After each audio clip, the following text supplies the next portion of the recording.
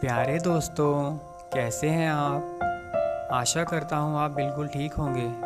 मैं आपका दोस्त अविनाश आपके अपने YouTube channel sparks on motivation में आपका स्वागत करता हूँ। दोस्तों, आज देश में सबसे ज़्यादा कोई मानसिक बीमारी का शिकार होगा तो वो है आज का युवा की परिस्थिति ऐसी होती जा रही है कि एक तरफ कुआं, एक तरफ खाई, एक तरफ बेरोजगारी, एक तरफ परिवार की जिम्मेदारी और अभाव की चक्की में युवा पिसता चला जा रहा है। हर पल प्रतिकूलताएं बढ़ती जा रही हैं, तनाव बढ़ता जा रहा है। जॉब करूं या बिजनेस, इसमें हर युवा का कंफ्यूजन बना रहता है। यदि बिजनेस करूं तो पैसा कहां से लाऊं, और नौकरी करूं तो घूस कहां से लाऊं, रिश्वत कहां से लाऊं। मुझे एक बात समझ में नहीं आती है कि युवा यह सोचते सोचते जीवन का आधा समय यही सोचने में निकाल देता है कि जॉब या बिजनेस। वह यह सोच ही नहीं पाता जॉब करूं या बिजनेस, दोनों का उद्देश्य तो पैसा ही है दोस्तों। लेकिन समाज में एक मानसिकता का शिकार है। यदि कोई लड़का चपरासी की भी नौकरी करता है, 5,000 रुपये महीने के कमाता है, तो भी उसकी इज्जत उस पढ़े लिखे युवा से ज़्यादा है जो चाय की टपरी चलाकर महीने के लाखों रुपए कमाता है। सरकारी नौकरी के नोट पर भी गांधी जी होते हैं और बिजनेस से कमाए पैसे पर भी गांधी जी होते हैं। ये मेरे भाइयों को क्यों नहीं समझ में आता।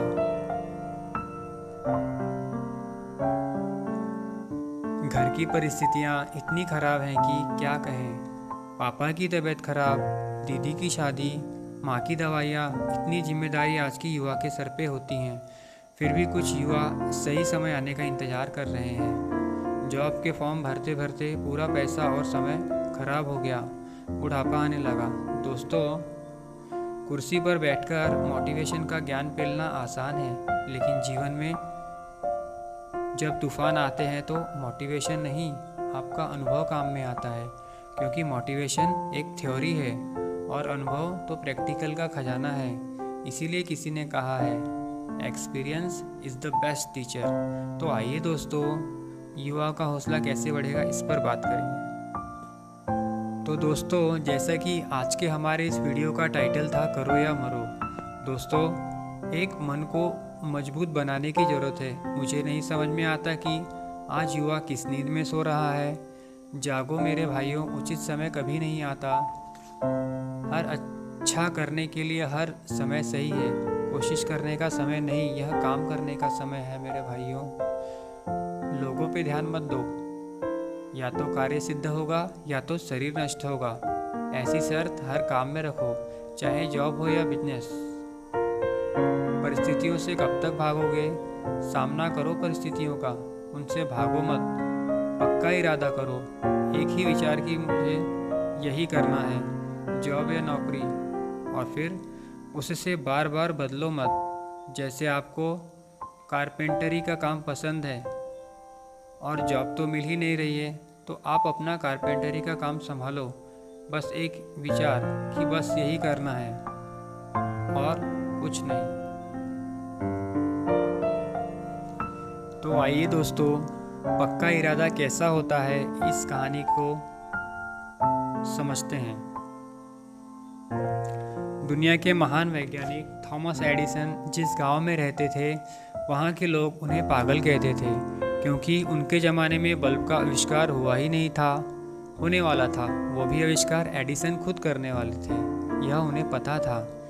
एडिसन ने अपने गांव में पहले ही गांव वालों के सामने घोषणा कर दी थी कि गांव वालों, मैं एक ऐसी चीज़ बनाऊंगा कि ना दिया लगेगा ना बत्ती, पर उजाला ज़रूर होगा।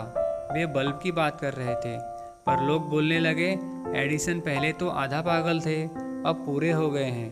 भला बिना तेल बत्ती चलाए उजाला हो सकता है?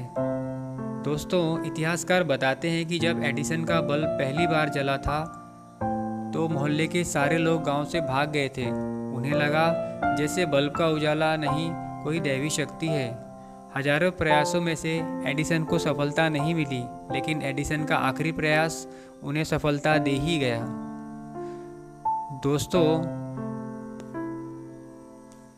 दोस्तों, काम करने पर विश्वास रखो।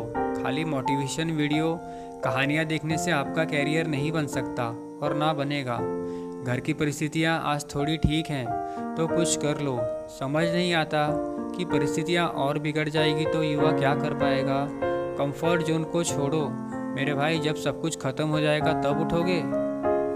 शेख चिल्ली की तरह सिर्फ प्लानिंग मत बनाओ, उसे इम्प्लीमेंट भी करो। आपकी मेहनत, आपका हौसला, आपका नज़रिया आपका जीवन बदलेगा, ना कि मेरा वीडियो तो बस आपको आगाह कर सकता है। दोस्तों, लोग कहते हैं हमें सच बोलना चाहिए, चोरी नहीं करनी चाहिए, व्यभिचार नहीं करना चाहिए। ये तो सारी दुनिया बताती है कि चोरी मत करो, पर ये कोई नहीं बताता कि इन सब से बचने का तरीका क्या है। दोस्तों, आपको अपना रास्ता स्वयं तय करना है। यहाँ तक मैं भी आपकी मदद नहीं कर सकता, आप स्वयं ही स्वयं की मदद कर सकते हैं। बस यही काम करना है, पक्का इरादा कर लो और अपना मनपसंद काम चुन लो। जॉब अपॉइंटमेंट्स के फॉर्म भरना बंद करो। दोस्तों, मैं क्या कहना चाहता हूँ इसे समझिए एक एग्जाम्पल के द्वारा। जैसे आज मिडिल क्लास फैमिली के बच्चे ये सोचकर ITI का कोर्स करते हैं कि ITI करने वालों को नौकरी जल्दी मिलती है, तो मेरा यह कहना है कि अपने अंदर स्किल पैदा करो, एक काम के मास्टर बनो और एक्सपर्ट बनो और छा जाओ मार्केट में।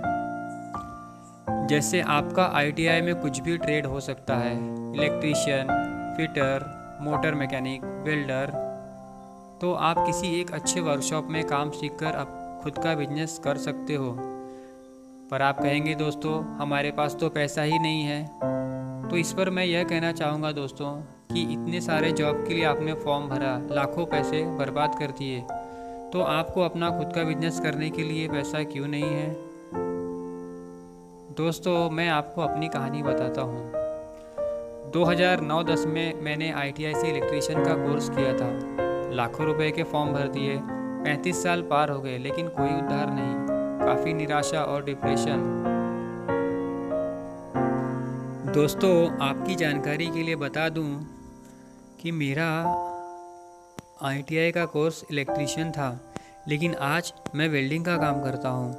मुझे इसमें मज़ा आता है। अपने घर पे बैठकर शायद मैं और जॉब का इंतज़ार करता तो मानसिक रोगी बन जाता, पक्का पागल हो जाता। इसके साथ साथ YouTube पर भी काम कर रहा हूँ दोस्तों, आप लोगों को प्रेरित करने के लिए, ताकि हर वो बेरोजगार युवा नौकरी के इंतज़ार में जीवन का कीमती समय बर्बाद करता है, नौकरी के पीछे मत भागो दोस्तों। हाँ, कुछ समय के लिए ठीक है, अगर परिस्थितियाँ ज़्यादा ख़राब हैं, कोई भी एक हुनर पैदा करो और उसमें अपना जीवन झोंक दो, पर इरादा पक्का करो,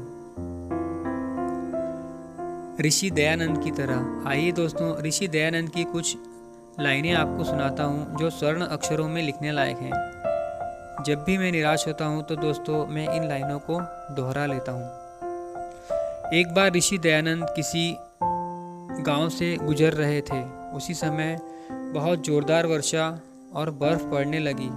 गांव वालों ने कहा, ऋषि दयानंद रुक जाइए, अभी न जाइए, इतने तूफान में आप जाएंगे तो आपकी जान को खतरा है। इस पर ऋषि दयानंद ने कितनी सुंदर बातें कही हैं दोस्तों, आप इन पंक्तियों को ध्यान से सुनिए। गिरी हिमवान रात सुनसान, इस समय तुम दयानंद कहाँ जाओगे। सूर्य किरणें शिखर से उतरने लगी, पात हिमपात के भार से झुक गए, मार्ग जाते हुए सब पथिक रुक गए। वन वियावान है, रात सुनसान है, इस समय तुम दयानंद कहाँ जाओगे। ऋषि दयानंद ने गांव वालों को कहा, मैं रुकने वाला नहीं, और वो चलते ही चले गए। गांव वालों ने काफ़ी डराया, पर वे रुके नहीं। और हमें तो लोग जरा सा कुछ बोल देते हैं तो हम यह सोचते हैं कि उन्होंने ऐसा बोला क्यों। तो मेरे बेरोजगार और प्यारे युवा, आज करो या मरो की स्थिति हर उस युवा के घर में पैदा हो गई है जो बेरोजगारी से जूझ रहा है। प्यारे दोस्तों, आशा करता हूँ आपको मेरा ये वीडियो पसंद आया होगा। सब्सक्राइब करें, लाइक करें, शेयर करें। दोस्तों, आप लोग मुझे अगर सपोर्ट करोगे तो मैं ऐसे ही मज़ेदार वीडियोस आपके लिए लाता रहूँगा।